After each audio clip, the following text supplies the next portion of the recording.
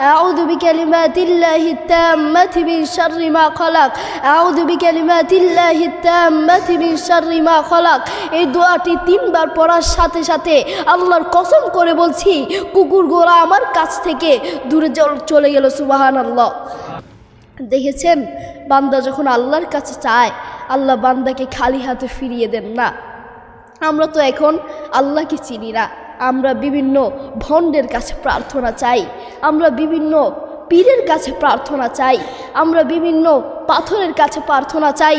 মনে রেখো, আল্লাহ ছাড়া কোনো পীর, কোনো ভণ্ড, কোনো পাথর, কোনো গাছের সামনে মুসলমানের বাচ্চার মাথা নিচু হতে পারে না, ঠিক কিনা? আমরা সবসময় আল্লাহর কাছে চাইব, আল্লাহর কাছে সাহায্য চাইব।